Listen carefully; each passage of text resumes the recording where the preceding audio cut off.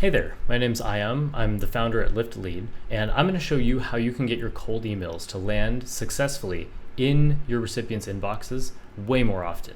Now, I might not look like our favorite insurance gecko, but stick with me because I can help you boost your email deliverability by 15% or more. Now, give me 15 minutes or less. So, we have to first think about what causes cold emails to bounce. And what it all boils down to at the end of the day is irregular behavior. So a very intuitive way of thinking of this is if you opened an email account with Gmail today, how many emails could you send out in a night? I'm willing to bet it's probably not like 200. That's not something that I would personally do. I hope you wouldn't do that. I don't really have 200 emails to send on a normal night. So if you set up an account and then send a ton from one account, you're going to get flagged and you're going to get sent to spam. The other thing is obviously spammy language, things like buy now or act now. That's not something that we would say to friends and family, right? Like I would never send my parents or my best friends emails saying buy now or you got to check this out immediately.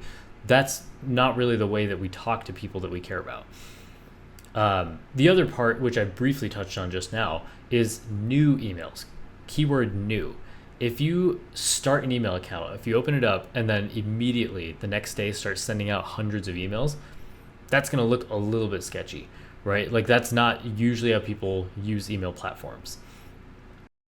So the last step that a lot of people overlook, email addresses that are invalid. And what this means is you have probably a leads list with email addresses in it, but if people have left their jobs since you scraped that, or if people have changed, their email address for some reason, maybe it got leaked, and they want a new one, those will end up bouncing if those accounts have been closed down.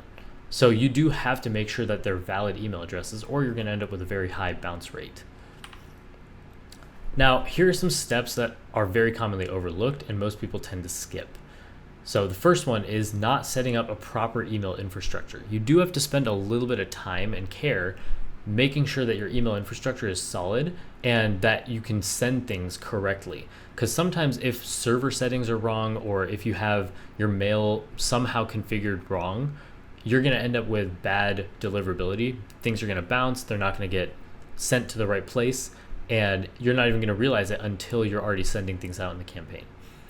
The second part is IP warming, and this is something that is very esoteric. A lot of people skip over it because they don't really understand it, but either your ESP or a tool can help you warm up emails and basically let your IP, let your internet service provider be familiar with the emails that you're sending and the accounts that you're sending them from. The third thing is checking for spamminess. We kind of touched on that as well. But again, there's certain words that you don't want to use. You don't want to use sale. You don't want to use buy now. You don't want to have like hard call to actions because those generally are not looked at favorably. And the last part is, again, cleaning up your leads list. You have to run it through an email verification system before you send out any campaign. If you think you're good, you're probably not. You should still do it. All right, so let's get into what you need to do in order to set up everything the right way.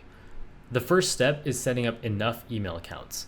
So for example, if you want to send 5,000 emails per day, let's say 5,000 emails per month. That means you have to calculate how many you want to send per day. So you divide that by 30 days in a month.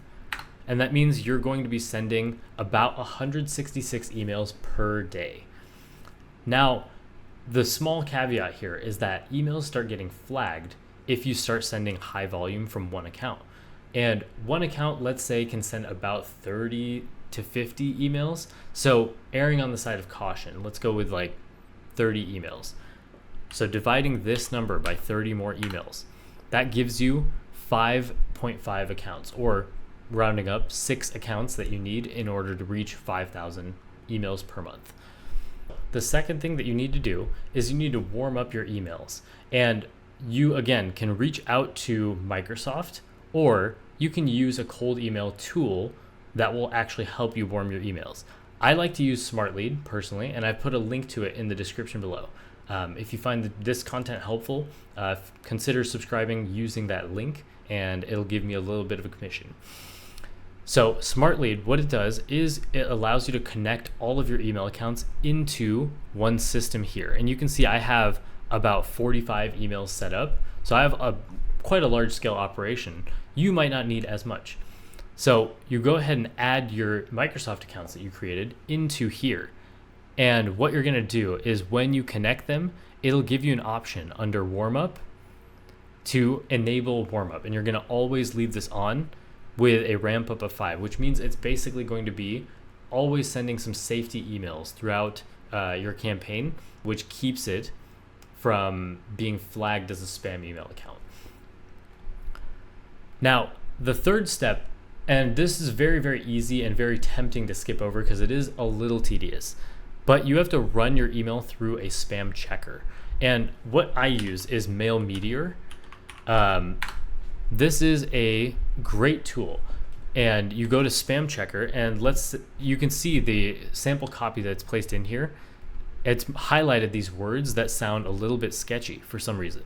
Shady, like financial. You don't want to use terms like financial, guaranteed, ASAP, anything that creates urgency. Dear friend, it's a little unnatural, like you wouldn't say that. You would say dear John, or you would say hey John. So this is like a bad example. Now, if we start typing our own email, let's say, hey John, notice you have some room to grow your company. Would you mind hopping on a call with me? And you can see that a call means urgency. And this is gonna get flagged by mail filters. So instead of saying hopping on a call, would you mind having a brief chat with me? All of a sudden, you have no flagged words, and this email is much more likely to make it through spam filters and land in inboxes. Okay, so the last step is using an email verification tool before you start sending out anything. And again, this is very tempting to skip because I know it's an additional cost, but believe me, it's well worth your time. I personally use Million Verifier. I'm not sponsored by them. I just think the tool is fantastic. And what this tool does is you go ahead and create an account and you can upload your entire leads list. You upload it here and it will run through all the emails and make sure that all of them are actually active. And then it will filter out ones that are not. So it gives you a report that says, hey, these emails are good to go. And it might only be half of what your original list was. So this is the final filter, and it's kind of a key missing link for a lot of people who are doing cold email outreach. So at this point, I hope you feel pretty prepared and pretty confident that you can tackle these steps on your own. If these steps seem interesting to you and they feel like they might be a good fit for your business, I would love to chat with you. I'd love to help you get this all set up because I know it can take a while. It can take months to get something like this figured out if it's your first time. And we can get you started within 2 weeks with no effort on your part. And finally, thank you and good luck. I hope your business finds amazing success this year, and I'm pulling for you.